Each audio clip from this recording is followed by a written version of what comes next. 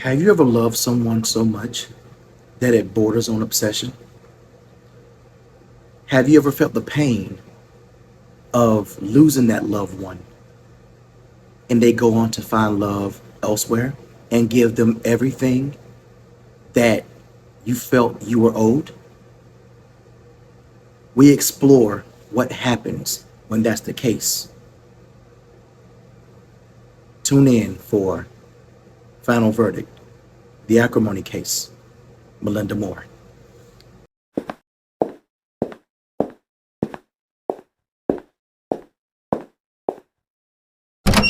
Welcome.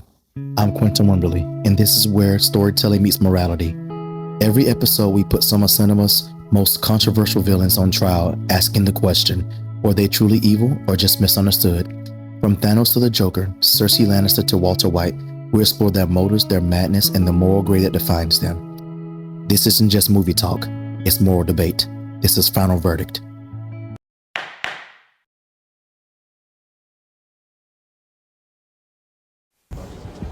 All rise.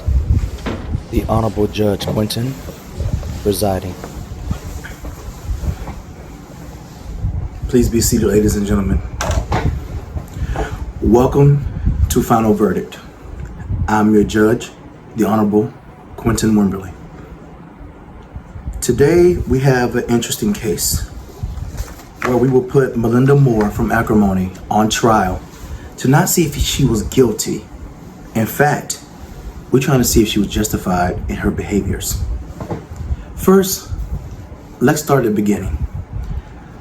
Melinda met Robert Gayle during a rainy night on her college campus. That was a fated meeting indeed.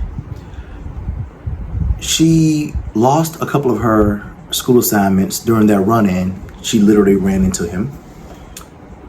He, being the nice man that he is, brought back her work and noticed that she had some discrepancies in her project and he wanted to assist her. Over time, they grew close and they became intimate. That was Melinda's first time. He, in fact, was her first love. Everything seemed perfect and right. One day, Melinda's mother died and she inherited money. $350,000 to be exact. This changed her life, but also Robert's life as well. She was able to pay for his college. She paid for him a brand new car. Everything's like it was perfect for the couple. One night, Melinda, as she was driving, after not being able to get in contact with Robert, she stopped by his mobile home and noticed that he was committing infidelity. Melinda had a bit of an anger problem, to say the least. She, in her anger, rammed her car into his trailer, knocking it over. She was so upset she had no idea that she actually ruptured her ovaries and would be unable to have children for the rest of her life. Still, she forgave Robert. Still, she loved him. They eventually married, and over the years, the money started to dwindle because Robert became obsessed with his battery. This battery consumed his life so much so, he never had a job, and it drained all of Melinda's money. Eventually, and painstakingly, she divorced him. Broke, and bitter became the adjectives to describe Melinda. During her brokenness, she went on a rampage. Some say deservedly so. Others say she went too far. I'll let you decide. The files, bailiff. Thank you. We will first start with Melinda's case. To understand Melinda, you must see it through her eyes. In her eyes, once Robert became successful after the divorce, it was like a slap in the face. after she had went through all the things, all the pain, all the heartache, and she didn't get anything in return except no money, no house. It was embarrassing.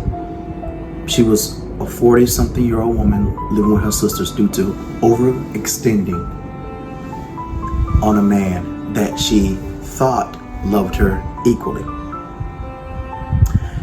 But instead of reaping the benefits of his newfound success, she actually saw herself replaced with the very woman that cost her not only her ability to have children, but also her happily ever after. Her anger wasn't born out of evil. It was born out of injustice, in her opinion.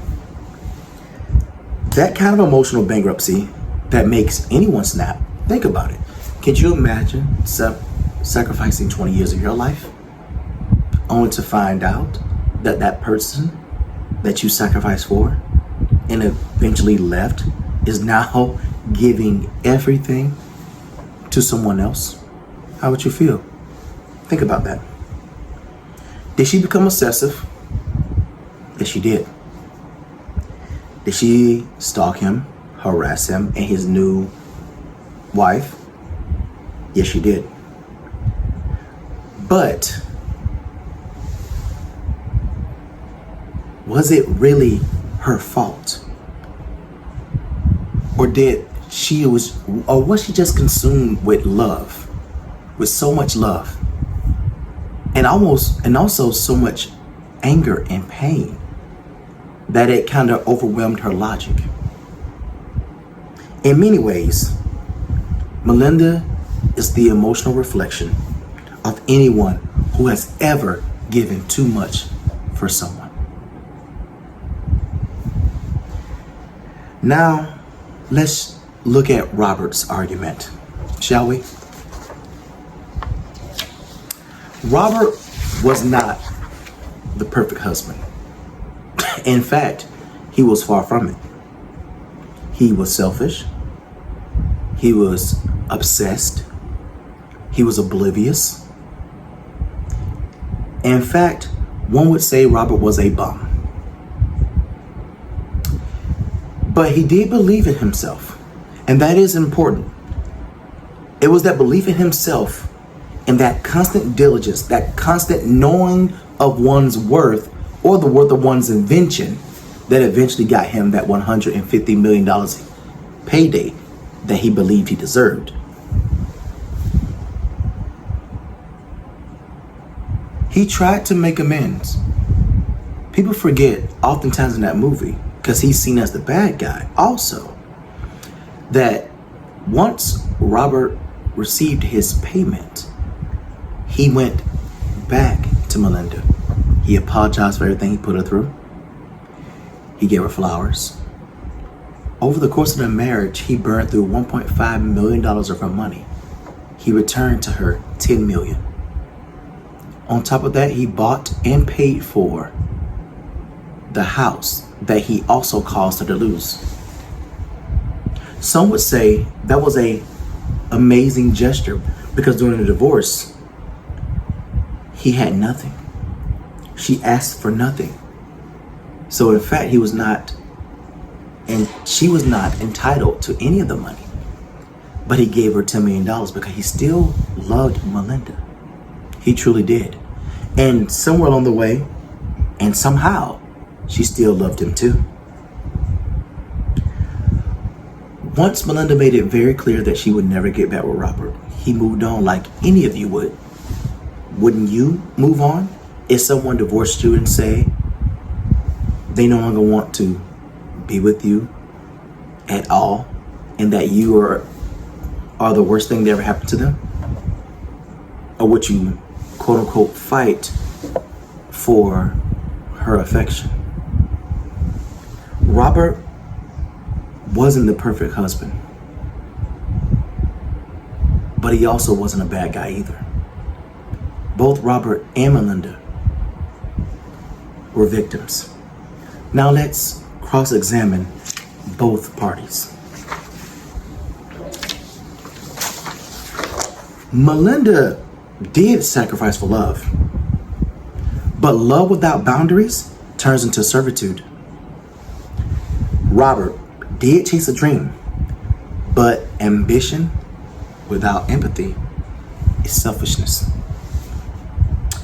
So let's ask some real questions here. Was Melinda a victim of emotional manipulation? Or was her all-consuming love the reason why she failed? Was she her own architect of destruction? Did Robert exploit her kindness or simply outgrow the marriage? And when forgiveness is replaced with resentment, who's truly the villain? I want you guys to think and ponder on this case. I personally have my own opinion, but I would like to know what you guys think in the comments below. I'll give you a moment. Welcome back. Bailiff, I have the final verdict.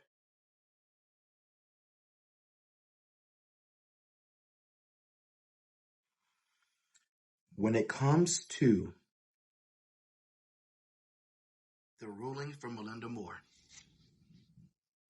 this court finds her guilty of obsession, but not evil. Her rage was real. Her hurt was valid, but her methods, they were fatal. It is okay to be hurt. It is okay to have pain, but it is not okay to stalk, to damage other people's property, to try to unalive them. Melinda was a victim, but she also was a perpetrator. My final verdict: Melinda was emotionally justified, but ethically guilty. The jury may call her crazy, but I call her human. Thank you so much for joining us on Final Verdict. Was Melinda a villain or the victim of a love story that took everything from her? Drop your opinion in the comments below. And don't forget to like, comment, and subscribe. And we will see you on the next episode of Final Verdict. I'm your host and judge, the Honorable Quinton Wimberly. And remember, every villain has a story, but not every story makes them evil. Good night.